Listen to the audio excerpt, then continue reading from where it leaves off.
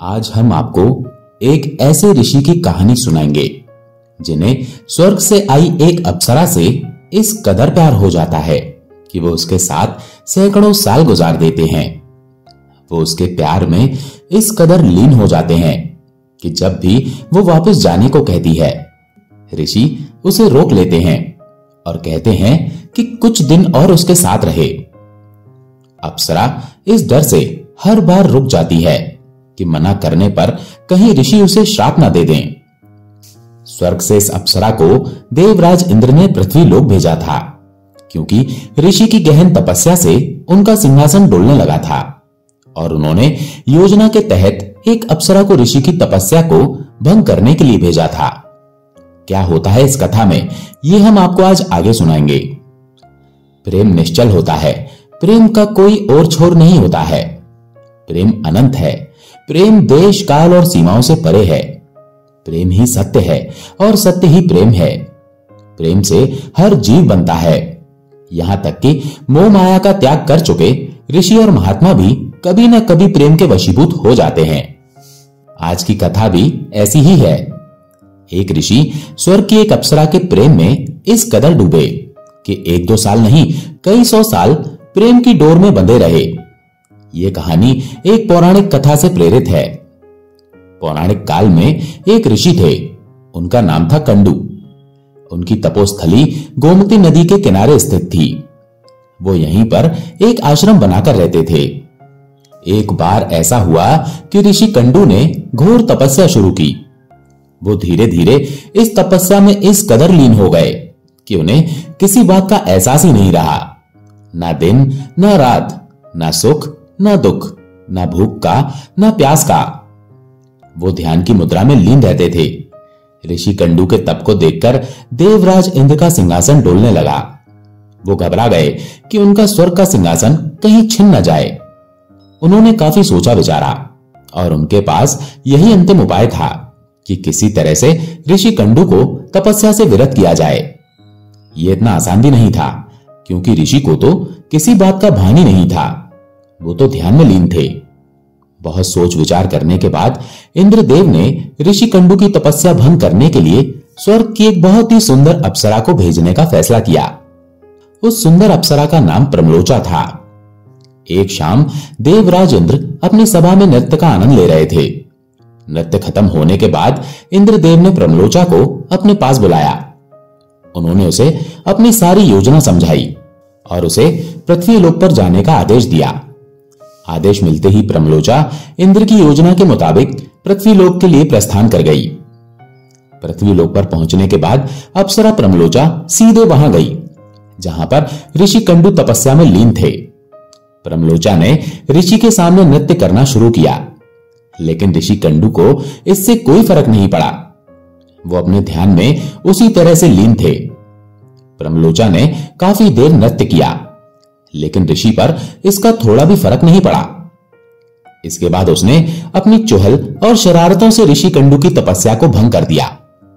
ऋषि कंडू ने धीरे धीरे अपनी आंखें खोल दी। इसके बाद जैसे ही उनकी नजर अप्सरा प्रमलोचा पर पड़ी, वो उसके रूप और सौंदर्य को देखकर मोहित हो गए। इस तरह देवराज इंद्र अपनी योजना में सफल हो गए थे। ऋषि कंडू प्रमलोचा को लेकर मंदराचल पर्वत की गुफाओं में रहने चले गए।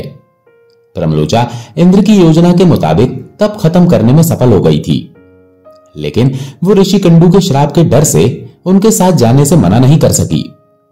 ऋषि कंडू और प्रमलोचा का प्रेममय जीवन सुख से गुजरने लगा। दोनों ही इस जीवन से खुश और संतुष्ट थे। धीरे धीरे 100 साल का वक्त गुजर गया। 100 साल पूरे होने पर एक दिन अप्सरा प्रमलोचा ने ऋषि कंडू से विनीत स्वर में कहा, हे ऋषिवर, मुझे आपके साथ रहते 100 साल हो गए हैं। अब मैं वापस जाना चाहती हूं, इसीलिए आप मुझे खुशी खुशी जाने की इजाजत दीजिए। प्रमलोचा के प्रेम में आसक्त ऋषि कंडू उसकी बात सुनकर उदास हो गए। उन्होंने उदास लहजे में कहा कि देवी, कुछ समय और रुक जाती तो अच्छा रहता। प्रमलोचा ऋषि कंडू को उदास देखकर उनकी बात मान लेती है और पृथ्वी लोक पर कुछ और दिन गुजारने का मन बना लेती है। उसके रुकने की बात सुनकर ऋषि कंडू प्रसन्न हो गए। वो उसके साथ एक बार फिर उसी गुफा में रहने लगे। वक्त गुजरता रहा और मौसम बदलता रहा। एक दिन ऋषिकंडू को प्रसन्न देखकर प्रमलोचा ने उनसे कहा, मुनिवर, 100 साल और गुजर चुके हैं, आप मुझे प्रसन्न चित्त से विदा करें, अब मैं वापस जाना चाहती हूं। ऋषिकंडू ने उसके मुंह से जाने की बात सुनी तो वो दुखी मन से बोले, कुछ दिन और रुक जाती तो अच्छा रहता, मैं कुछ समय और तुम्हारे संग बिताना चाहता हूं। अप्सरा प्रमलोचा उनकी बात को एक बार फिर से मान लेती है। उसे डर सता रहा था कि अगर उसने जाने की जिद की तो कहीं ऋषिकंडू उसे श्राप न दे दें। दोनों फिर से साथ रहने लगते। इसी तरह से अप्सरा प्रमलोचा ऋषिकंडू से जब भी जाने की बात कहती, ऋषिकंडू उसे जाने की बात को त्यागने को कहते और प्रमलोचा को उनकी बात माननी ही पड़ती। ऋषिकंडू प्रमलोचा के रूप सौंदर्य में खो गए थे। उनका प्रेम प्रमलोचा के प्रति बढ़ता ही जा रहा था। ऋषिकंडू तब पूजा पाठ धर्म कर्म सब कुछ त्याग चुके थे। वो दिन रात प्रमलोचा के प्यार में डूबे रहते। वो प्रमलोचा को किसी भी हाल में खुद से अलग करने को तैयार नहीं थे। इस तरह से 900 से ज्यादा साल बीत चुके थे। एक दिन की बात है कि ऋषिकंडू बड़ी तेजी से अपने निवास से बाहर निकले। उन्हें इस तेजी से जाते देखकर प्रमलोचा को थोड़ा आश्चर्य हुआ। वो उनके पास आई और उसने ऋषिकंडू से पूछा, मुनिवर, आप इस तरह से अचानक कहां जा रहे हैं?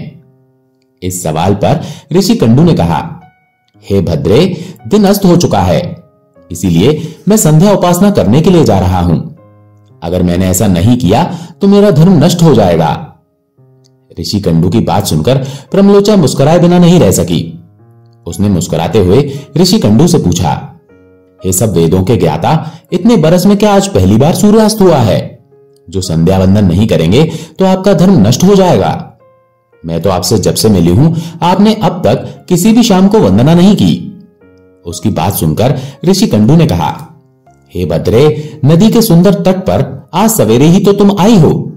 मुझे अच्छी तरह से याद है कि आज सुबह ही मैंने तुम्हें अपने आश्रम में आते देखा था। इसीलिए अब दिन समाप्त होने पर मैं संध्या वंदन के लिए जा रहा हूं। कहीं तुम मुझसे मजाक तो नहीं कर रही हो? उनकी बात सुनकर प्रमलोचा थोड़ा चकित हुई। फिर उसने ऋषि को याद दिलाते हुए कहा, मुनिवर, यह बात सच है कि मैं सुबह की बेला में यहां आई थी, लेकिन आज नहीं। जिस सुबह मैं यहां आई थी उस समय से तो कई सौ साल बीत चुके हैं।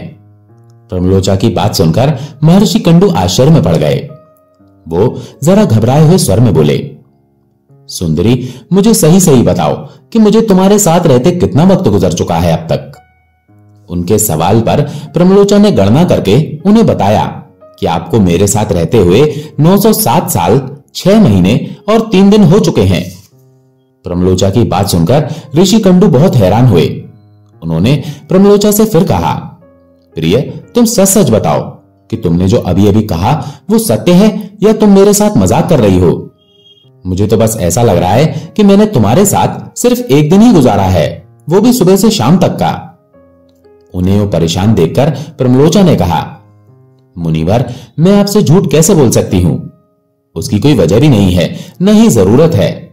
मैं आपसे मजाक भी नहीं कर रही हूं। मैंने अभी जो कुछ कहा है वो पूरी तरह से सत्य है। ऋषिकंडू से यह बात करने के साथ ही प्रमलोचा जरा परेशान हो गई और वो अपराध बोध से भर गई। उसे लगने लगा कि उसने एक ऋषि को उसके पद से विरत करके गलत काम किया है। इसलिए उसने पूरी बात ऋषिकंडू को सच सच बताने का फैसला कर लिया। उसने ऋषिकंडू से कहा, ऋषिवर, मैं यहां किसी के कहने से आई थी। आप क्रोधित ना हो, मैं आपको सारी घटना सच सच बता देती हूं। लेकिन मुनिवर, इस समय मेरा तनिक भी दोष नहीं है, इसीलिए आप मुझ पर नाराज ना होना और मुझे क्षमा कर देना। प्रमलोचा की बात सुनने के बाद ऋषिकंडू विचलित हो गए। उन्होंने तुरंत ही पूछा, तुम्हें यहां किसने भेजा था? मुझे सारी बात सच सच बताओ। प्रमलोचा ने उनसे कहा, आपकी कठिन तपस्या को देखकर देवराज इंद्र परेशान हो गए थे। उन्हें डर लगने लगा था कि कहीं उनका सिंहासन न छिन जाए, इसलिए उन्होंने ही मुझे आपकी तपस्या को भंग करने के लिए आपके पास भेजा था। प्रमलोचा की बात सुनकर ऋषिकंडू क्रोधित हो गए। उन्होंने कहा, धिक्कार है मुझ पर, मेरा धर्म नष्ट हो गया। एक स्त्री ने मेरी बुद्धि को भ्रष्ट कर दिया। इस स्त्री के संग से मेरे पूरे जीवन की तपस्या नष्ट हो गई, इसलिए अब तू जहां चाहे जा सकती है। तुझे इंद्र ने जिस काम के लिए भेजा था वो तो तूने संपन्न कर लिया है।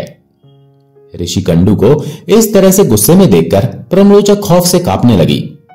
डर से उसका पूरा शरीर पसीने से भीग गया।